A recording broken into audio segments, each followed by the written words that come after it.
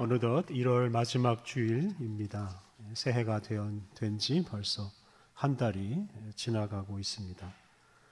이쯤 되면 새해에 맞으며 품었던 마음들, 새해 결심한 것, 새해 계획한 것들을 다시 돌아보고 마음을 굳게 해야 합니다. 그것을 기억하지 않고 실천하기로 굳게 다짐하지 않으면 결심한 것들을 이루지 못하고 그냥 세월만 호송할 수 있습니다. 이맘때에 찾아오는 설날은 우리 마음을 새롭게 하는 좋은 기회입니다. 여러분 모두 설 연휴 즐겁게 보내면서 특별히 여러분의 마음을 새롭고 굳건하게 해서 2025년을 좀 더 활기차게 힘차게 보내시면 좋겠습니다. 130여 년 전 우리 믿음의 선배들은 이 설날을 아주 특별하게 보냈습니다. 구한 말에 우리나라에 복음이 처음 전파됐을 때 우리 믿음의 선배들이 가장 열심히 한 일은 이 성경 공부입니다. 당시에는 성경이 참 귀했고 성경 공부를 돕는 교재는 더 찾기가 어려웠습니다. 이것 때문에 개인적으로는 성경을 읽거나 공부하기가 어려웠습니다. 그것 때문에 함께 모여서 성경을 읽고 공부하는 모임이 있었습니다. 그런 성경 공부 모임을 사경회라고 불렀습니다. 오늘날 부흥회하고는 달리 이 사경회는 말 그대로 그냥 성경을 공부하는 모임입니다. 사경회는 대개 보름 동안 했습니다. 3, 4일 정도 하는 이런 부흥회하고는 차원이 다릅니다. 2주간 내내 아침부터 저녁까지 성경을 공부했습니다. 오후에는 전도도 하고 저녁에는 이제 가끔 부흥 집회도 했지만 주된 것은 성경을 공부하는 것입니다. 이렇게 2주간 집중적으로 성경을 공부하기 때문에 이 사경회에 참석한 사람들이 나중에 신학교에 들어가면 그 신학교에서 들어야 할 학점을 일부 면제해 주기도 했습니다. 그런데 특별히 주목할 것은 이런 사경회를 해마다 설날에 시작했다는 것입니다. 그래서 설날 아침부터 정월 대보름이 될 때까지 많은 그리스도인들이 만사를 다 제쳐놓고 예배당에 모여서 성경을 공부하며 한 해를 시작했습니다. 물론 당시는 농업사회였고 겨울은 소위 농한기였기 때문에 이런 일을 할 수가 있었습니다. 그런데 그것보다는 성경을 공부하고자 하는 열정이 컸기 때문에 이러한 일이 가능했습니다. 성경 공부에 대한 열정이 없으면 사실 아무리 시간이 많아도 성경을 공부하지 않을 것입니다. 이렇게 성경을 열심히 공부한 것이 우리나라 교회가 크게 부흥한 가장 큰 요인이라고 할 수 있습니다. 그런데 이 사경회가 단지 개인과 교회를 부흥시켰을 뿐만 아니라 당시 사회와 국가도 변화시켰습니다. 우선 성경을 열심히 공부한 그리스도인들은 당시 사회에 만연한 도둑질, 간음, 도박 이런 범죄를 저지르지 않았고 또 게으름이나 욕심을 멀리하고 부지런하게 또 절제하며 살았습니다. 당시에 많은 교회가 금주, 금연을 비롯한 이런 절제 운동에 앞장섰습니다. 특히 당시 교회들이 초등학교를 많이 세웠습니다. 그래서 교인들뿐만 아니라 어린이들을 가르치고 계몽하였습니다. 그리고 많은 그리스도인들이 새로운 기업을 세워서 산업을 발전시켰습니다.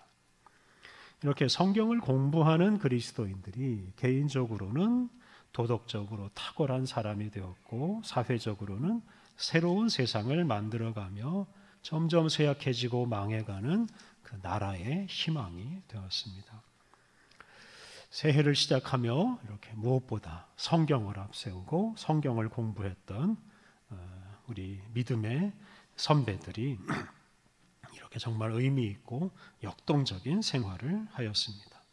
오늘 우리들 역시 이렇게 성경을 앞세우고 성경을 공부하고 성경에 순종하며 살면 우리 자신과 세상을 새롭게 만들어 갈 수 있습니다. 지금 우리들 가운데 있는 더러운 것들, 암울한 것들, 절망적인 것들을 다 없애고 이 땅에 우리가 하나님의 나라를 이룰 수가 있습니다. 오늘 우리가 봉독한 신구약 말씀은 하나님의 말씀을 통해 삶의 방향과 인생을 힘차게 살아가는 힘을 얻은 우리 믿음의 선배들의 이야기입니다. 먼저 오늘 봉독한 구약의 말씀은 옛날 유대인들이 새해를 맞이하면서 함께 모여서 성경을 공부하는 이야기입니다. 오늘 봉독한 느헤미야 8장에는 학사 에스라라는 이름이 자주 등장합니다. 학사 에스라는 서기관 에스라라고 바꿀 수 있습니다. 이 서기관은 율법을 전문적으로 공부하고 연구하는 사람입니다. 특히 에스라 시대에는 율법을 모아서 편집하고 두루마리 책으로 만들고 보존하고 또 가르치는 역할을 했습니다. 에스라는 바벨론으로 사로잡혀간 유대인의 후손으로 바벨론에서 태어나서 바벨론에서 성장했습니다. 에스라는 바벨론에서 그의 조상들에게 하나님께서 주신 그 율법을 수집하고 그리고 그걸 공부하고 그리고 그것을 한 권의 두루마리로 또 책으로 만드는 일에 큰 공을 세운 분입니다. 에스라가 이 오늘날 이 구약 성경, 특히 모세오경의 그 초기 형태를 만들었다고 추정을 합니다. 이것 때문에 에스라를 최초의 서기관이라고도 부릅니다. 에스라는 바벨론이 망한 후에 많은 유대인들이 고국으로 돌아올 때 좀 늦게 돌아왔습니다. 예루살렘 성전이 완공된 후에 돌아왔습니다. 에스라는 자기 동족에게 율법을 가르치는 것을 자기의 사명으로 여겼습니다. 그리고 이제 그 사명을 따라서 오늘 본문에 나오는 것처럼 에스라가 다른 동료들과 함께 율법을 가르쳤습니다. 당시 예루살렘 성전은 이미 재건되어 있었고 예루살렘 성도 재건되어 있었습니다. 그래서 바벨론에서 돌아온 유대인 공동체의 어떤 외적이고 물적인 기반은 어느 정도 갖추어졌습니다. 이런 상황에서 에스라는 백성들에게 율법을 가르침으로써 이 유대인 공동체가 나아가야 할 방향, 삶의 목적을 제시하였습니다. 이런 에스라의 개혁이 오늘날 유대인들을 만들었다라고 평가하는 사람이 많습니다. 오늘 본문에서 우리가 먼저 주목할 것은 에스라가 백성들을 모아서 율법을 가르친 그 시기, 때입니다. 오늘 본문 1절을 보면 일곱째 달이 되자 백성들이 모두 예루살렘 성의 수문 앞 광장에 모여서 에스라에게 율법책을 가져오라고 요청을 합니다. 그러자 일곱째 달 초하루 7월 1일에 에스라가 율법책을 들고 백성 앞에 나서서 율법을 가르칩니다. 일곱째 달이라는 말이 자주 나오는데요. 일곱째 달은 오늘날 7월하고는 좀 다릅니다. 이 당시 유대인들은 애굽에서 노예 생활하던 조상들이 애굽에서 해방된 것을 해방된 날, 그 해방된 날이 있는 그 달을 첫째 달로 삼았습니다. 그 첫째 달에 유월절을 이제 지켰는데요. 그래서 그 유월절이 있는 그 달을 유대인들은 한 해의 첫 달로 시작하는 달로 삼았습니다. 이 유월절이 있는 이 첫째 달은 오늘날로 하면 3월에 해당합니다. 그리고 그 첫째 달로부터 6개월이 지나면 일곱째 달이 됩니다. 그래서 그 일곱째 달은 오늘날 9월에 해당합니다.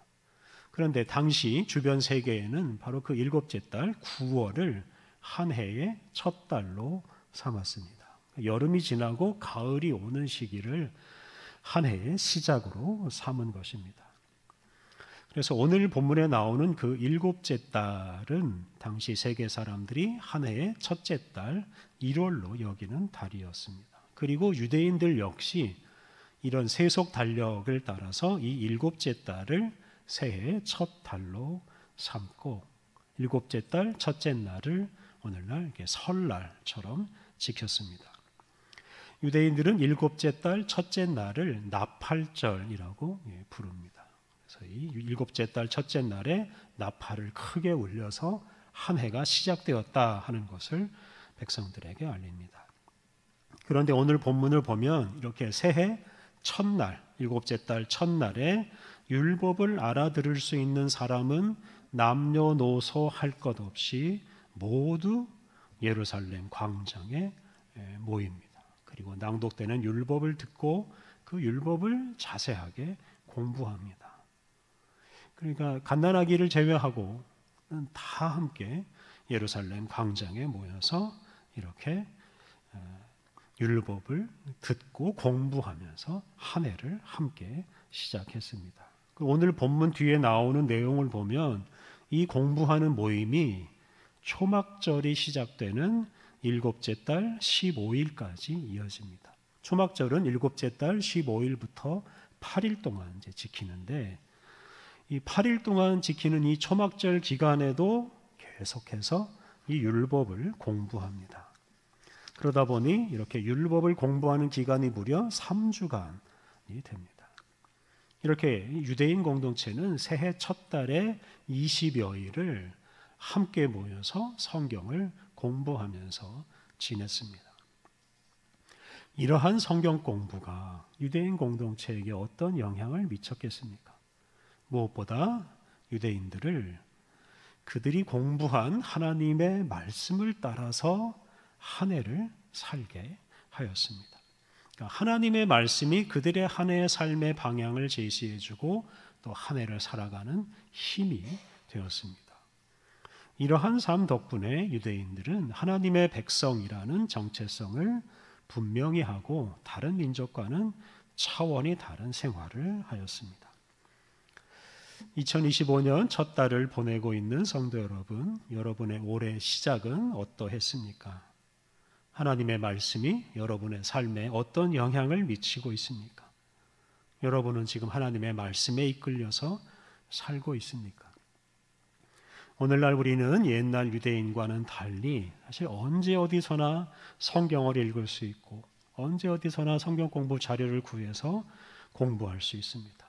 사실 스마트폰 하나만 있으면 언제 어디서나 성경을 읽고 깊이 공부할 수가 있습니다. 우리가 이런 기회를 잘 활용해야 하겠습니다. 특히 이 새해 첫 달에 하나님 말씀을 좀 더 많이 그리고 좀 더 깊이 공부함으로써 하나님이 주신 사명을 잘 깨닫고 좀 더 힘차고 거룩하게 한 해를 살아가야 하겠습니다. 오늘 본문을 보면 또 이 율법을 공부하는 사람들이 율법을 통해 큰 힘을 얻는 모습이 나옵니다. 오늘 본문에서 이 유대인들이 율법을 공부하는 모습을 이제 주목해 보겠습니다. 먼저 3절을 보면 광장에 모인 유대인들은 새벽부터 정오까지 낭독되는 율법을 들었습니다. 그러니까 동이 트는 새벽부터 정오까지 한 6시간 정도 될 겁니다. 이 6시간에 율법의 말씀이 낭독되고 그것을 들었습니다. 아마도 창세기부터 신명기까지 이 모세오경을 다 읽고 들었을 것으로 추정됩니다. 그런데 이렇게 율법을 읽고 듣는 것에 그치질 않습니다. 오늘 본문 8절을 보면 에스라가 다른 율법 교사들과 함께 율법을 낭독할 뿐만 아니라 그 율법을 해석해서 가르칩니다.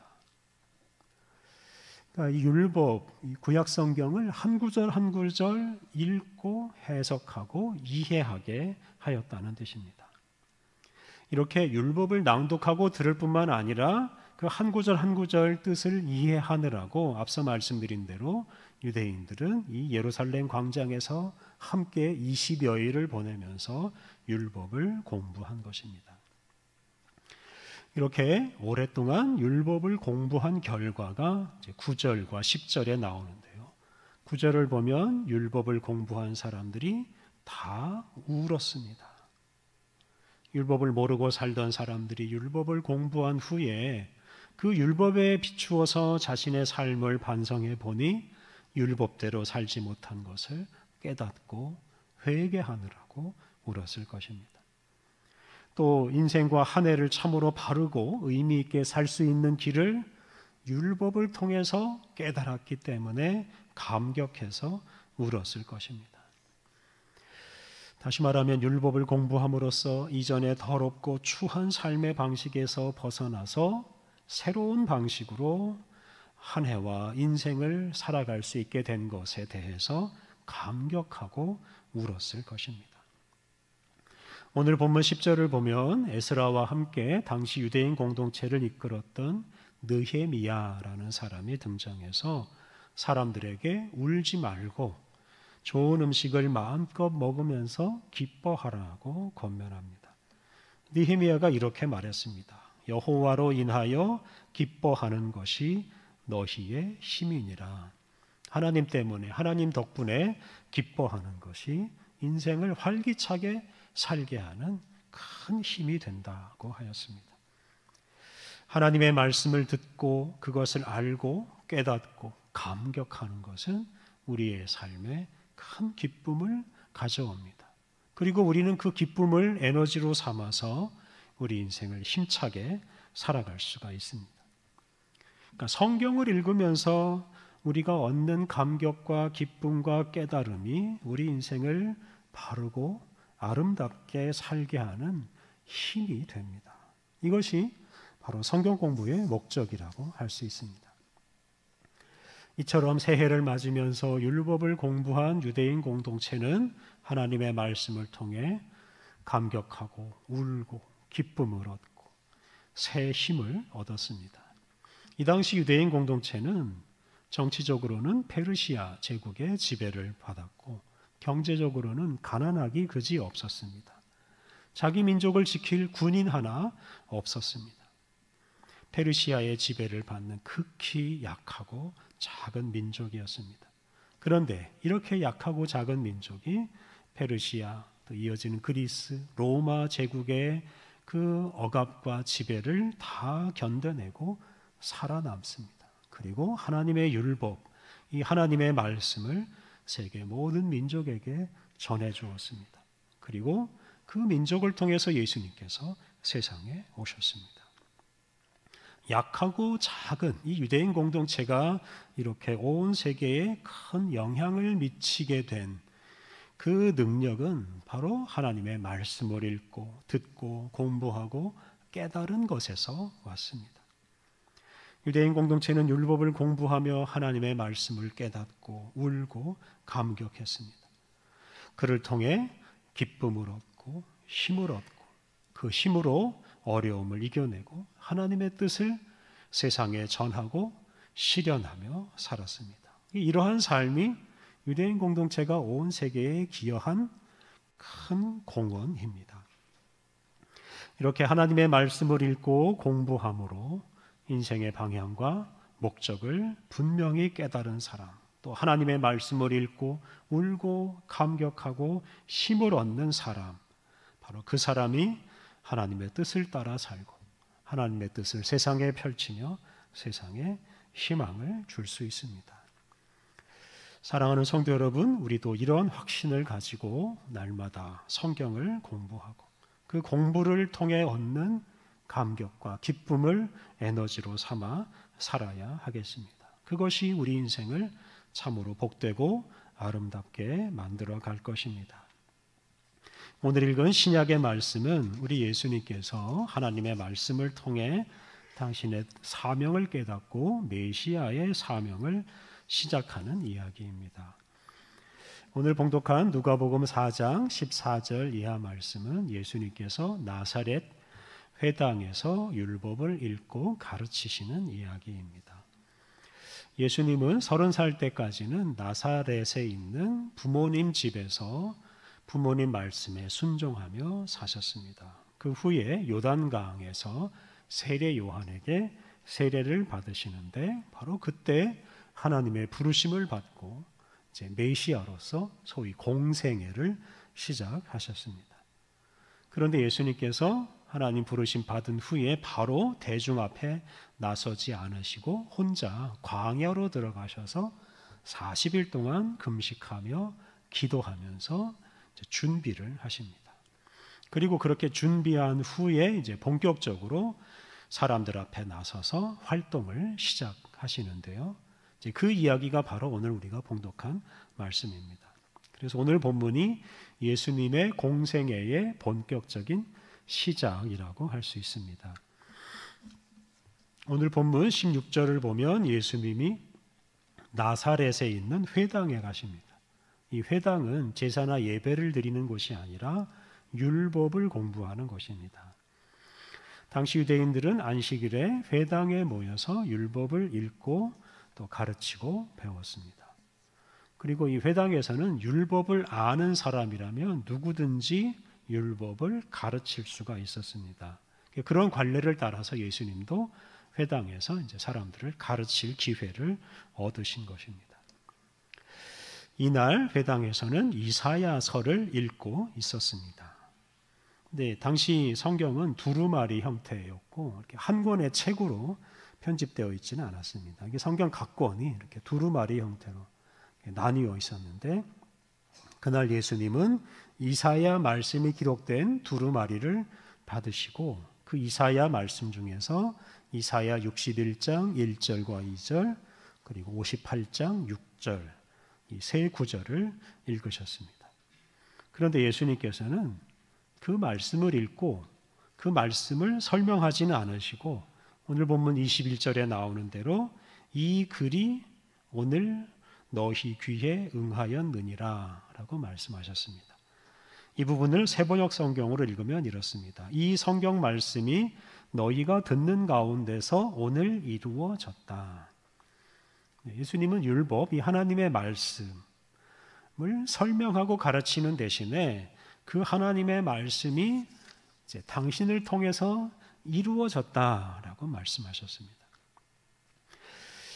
예수님께서 봉독한 이사야서 말씀이 오늘 본문 18절과 19절에 나오는데요. 제가 다시 한번 읽겠습니다. 주의 성령이 내게 임하셨으니 이는 가난한 자에게 복음을 전하게 하시려고 내게 기름을 부으시고 나를 보내사 포로된 자에게 자유를 눈먼 자에게 다시 보게 함을 전파하며 눌린 자를 자유롭게 하고 주의 은혜의 해를 전파하게 하려 하심이라.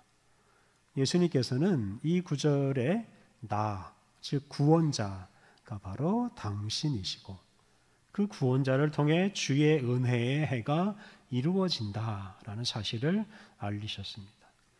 이 말씀대로 예수님은 성령의 기름 부음을 받으시고 포로된 자, 눈먼 자, 눌린 자를 구원하십니다. 가난한 자가 기쁜 소식을 듣고 포로된 자가 자유를 얻고 눈먼 자가 다시 보게 되고 눌린 자가 자유를 얻는데 이것이 바로 예수님께서 메시아로서 하시는 일입니다. 오늘 읽은 본문을 예수님의 메시아 취임 연설이라고도 부릅니다. 그래서 예수님께서 공생애를 시작하시면서 당신이 앞으로 하실 일을 미리 말씀하신 것이라고 할 수 있습니다. 그런데 이렇게 예수님은 나사렛 회당에서 율법책을 읽으시고 그 말씀 속에서 당신이 해야 할 일을 깨달으셨습니다. 당신이 메시아로서 해야 할 일을 깨달으시고 그리고 그 일을 사람들 앞에서 선언하시고 그리고 이 나사렛 회당에서 선언하신 대로 예수님이 살아가셨습니다. 예수님은 회당에서 읽고 공부한 그 하나님의 말씀 덕분에 당신이 해야 할 일을 분명히 아시고 또 힘을 얻어서 당신의 공생애 내내 흔들림 없이 바로 이 말씀을 따라서 살아가셨습니다. 하나님의 말씀이 예수님의 공생애를 살아가는, 이끌어가는 가장 큰 힘이 되었습니다. 지난 주간에 서울 서부지방법원에 수십 명이 난입을 해서 온갖 범죄를 저지르는 충격적인 사건이 벌어졌습니다. 그런데 그 범죄자들 중에 20, 30대 청년들이 많다는 것이 더 큰 충격이었습니다. 그들의 앞날이 걱정되었기 때문입니다. 옳고 그름, 불법과 합법을 구분하지 못하고 살아가는 인생의 미래는 암울할 수밖에 없습니다. 그런데 요즘 우리 사회는 옳고 그름을 따지는 일보다는 편을 가르고 무조건 상대를 비난하고 욕하는 일에 열중합니다. 특히 그것이 자기에게 이익이 되느냐, 자기를 기분 좋게 하느냐, 이것을 기준으로 삼고 살아가는 사람들이 너무나 많습니다. 다시 말하면 하나님의 말씀을 따르지 않고 하나님의 말씀을 공부하고 깨닫는 노력은 하지 않고 그냥 자기 감정, 자기 욕심 따라서 살아가는 사람들이 많다는 뜻입니다. 그런 사람은 자기 인생을 제대로 살 수 없고 힘차게 살 수도 없습니다. 또한 자기 자신과 세상을 해롭게 하고 망치는 인생을 살 뿐입니다. 사랑하는 성도 여러분, 하나님의 말씀을 읽고 묵상하고 공부하는 사람, 그 사람이 자신과 자신의 인생의 의미를 깨닫고 인생에 나아갈 길을 분명히 깨닫고 좀 더 힘차게 살아갈 수 있습니다. 하나님의 말씀을 읽고 깨닫는 사람이 감격해서 울고 기뻐하면서 인생을 힘차게 살아갈 수가 있습니다. 설 연휴와 1월의 남은 날들에 여러분 좀 더 자주 그리고 좀 더 깊이 하나님 말씀을 읽고 공부하고 또 깨달아서 하나님 말씀 따라서 더 아름답고 힘차게 2025년과 또 남은 여러분의 생애를 살아가시기를 바랍니다. 함께 기도하겠습니다. 하나님, 영생과 복을 가져오는 진리의 말씀을 우리에게 주시고 그 말씀을 따라 살게 하시니 감사합니다. 주님의 말씀을 우리의 입술과 마음에 늘 가까이 하고 그 말씀을 주야로 묵상하게 하옵소서. 주님의 말씀을 깊이 공부하며 깨닫고 말씀에서 나오는 기쁨과 능력을 얻어 살게 하옵소서. 그리하여 거룩하신 주님의 뜻을 세상에 이루는 거룩하고 아름다운 인생을 살게 하옵소서. 진리를 잃고 방황하는 이 시대에 주님의 말씀으로 환한 빛을 비추며 살게 하옵소서. 우리 주님 예수님의 이름으로 기도드립니다. 아멘. 주신 말씀에